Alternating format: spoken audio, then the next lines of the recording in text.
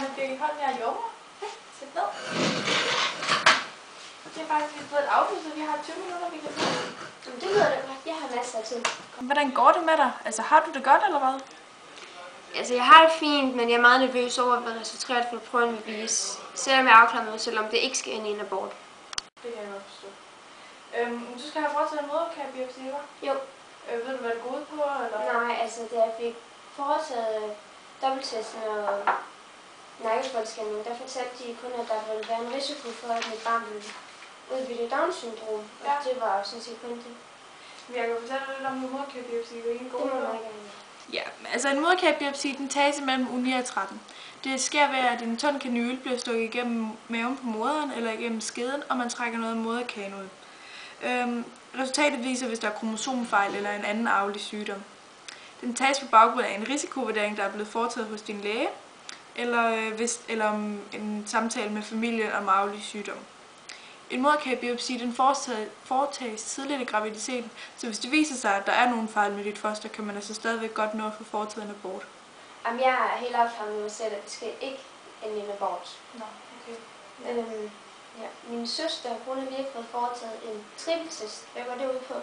Der er faktisk rigtig mange former for fosterdiagnostik. Det kan være, at jeg skal fortælle lidt om dem alle sammen. Eller? Det må du meget gerne. Altså, der er den første, en ultralydsscanning, som foretages i uge 10. Det foretages inden en fostervandsprøve, så man ved, hvor barnet ligger og hvor der er mest fostervand. Ved en ultralydsundersøgelse, der kan man allerede tidligere i graviditeten undersøge forskellige misdannelser. For eksempel nyresten. Ja. Det lille ultralydshoved, altså du ved det, der kører på maven, ja. Udsender små energimængder, så det skader hver ægte menneskelig væv, så det er helt ufarligt, både for moren og for barnet. Det er meget godt, ja. Så er der dobbelttest af nakkefoldsscanning, som du har været inde til. Det foretages i uge 12 eller 13. Ved blodprøven, dobbelttesten, der bestemmes indholdet af to moderkageproteiner, PA, PP, -A og HCG. Okay. Ved nakkefoldsscanning, der bestemmes størrelsen på fosterets nakkefold, da nakkefolden er øget hos fostre med Down-syndrom. Okay. Og så ud fra det, så foretager de læser en risikoberegning og beslutter så, at du skal sendes videre til en videre undersøgelse. Okay. Så er der en fostervandsprøve, som tages mellem uge 15 og 16. Det tages vi altså først så får man jo foretaget ultralyd, så man ved, hvor fosteret ligger og hvor der er mest fostervand. Ja. Og derefter så stikker man kanyle ind i maven på moren, og så har der fostervand ud. Det viser barnets køn, og hvis der er nogen kromosomfejl. Okay. Det er en lidt risikabel test. Der er ingen risiko, eller 1% chance for, at man aborterer efter denne test, men det sker heldigvis ikke så tit. Og så er der den sidste fotoskopi, som kan undersøge fosterets ydre. Et kikkerinstrument indføres i livmoderen, og man tager prøver fra f.eks. blodet eller fosterets hud. Okay. Det anvendes dog kun sjældent, hvor der er mistanke om specielle lidelser, så den er meget sjældent. Hold da op, en masse muligheder. Godt at have de her ekstra 20 minutter. Det er egentlig for min mands skyld, at jeg tager ind og laver den her foretaget den her moderkagebiopsi. Fordi han mener ikke, at vi kunne klare et handicappet barn. Nej. Eller har midlerne til det. Men jeg mener, at man elsker da sit barn lige meget hvad, om det har en sygdom eller ej, så hvorfor får folk foretaget alle de her tester eller prøver? Jamen altså det er jo simpelthen for at sikre sig, at fosteret er korrekt, og det giver nogle handicap eller nogle sygdomme. Og så er det jo ikke alle kvinder eller familier, der hverken har råd eller midlerne eller lysten til at have et handicappet barn. Ja. Altså det er jo lidt et etisk spørgsmål, man må træffe med sig selv. Og så er der jo rigtig mange måder at udnytte fosterdiagnostik på, og der er ingen, der rigtig kan fortælle, hvad der er rigtigt og forkert. Okay, med udnytte, hvad mener du så? Jamen altså, der er mange, der vælger at frasortere et foster på grund af, at det er skøn eller sådan noget. Okay. Det kan fx være en drengefamilie, eller en familie, hvor der er mange drengebørn, og de ønsker at få en pige. Hvis det så viser sig, at fosteret er en dreng, så frasorterer de fosteret af den enkelte grund, at det simpelthen ikke var det rigtige køn, og det mener jeg er forkert. Det er da også helt absurd, at nogen kan finde på at gøre det, men der er der vel også nogen, der vælger at holde barnet.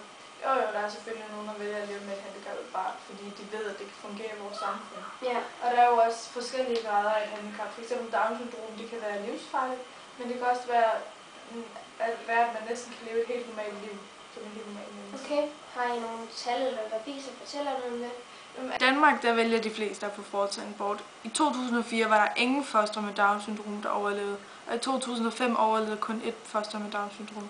Men der er i andre lande, som f.eks. England, Tyskland og Holland, der vælger faktisk op til 20-15% af kvinderne at beholde de her barn, eller beholde de her fostre, selvom de faktisk er handicappede. Det er jo da godt nok vildt, når vi er så ens os lande, men hvad er din mening til det? Synes du, det er okay at frasortere fostre og sådan? Altså, jeg synes, det er et utroligt svært spørgsmål at svare på, fordi der er også mange ting, der er for og imod. Men jeg mener, at det er helt op til den enkelte familie, og så har jeg valgt mig ikke at skabe mig en mening om emnet, fordi at det går ikke, hvis mine meninger de påvirker mine patienter. Okay, ja, det kan jeg godt se. Ja. Du sagde noget med for og imod. Er der nogen imod til det? Jamen, der er for eksempel foreningen Retten til Liv, der mener, at alle mennesker er skabt og elsket af Gud. Okay. De mener, at alle har den samme værdi, og at man derfor ikke kan tage et andet menneskes liv. Det kan være, uanset om det er et foster på en dag, eller om det er en gammel mand på 54 år, så er de imod aborter. Okay. Og der er også nogle religioner, som f.eks. katolikker, der er imod aborter. Hvor udbredt er de her religioner? Som der er imod det, eller hvad? Ja. Hov, 2 sekunder. Jeg har det Birgit. Hej. Ja. Tak. Jamen, det skal jeg nok sige til hende. Tak for hjælpen. Hej. Der er plads til dig nu. Okay. Kom ind. Mange tak for det. Har virkelig hjulpet mig en del med at forklare det. Sådan, Det var godt. At du har virkelig åbnet det for mig og få mig til at tænke over tingene. Okay. Det var godt. Så jeg håber bare, at mit barn ikke lider. Mange tak for det, og måske ses vi. Det kan jo være. Det krydser fingre for dig. Tak. Held og lykke.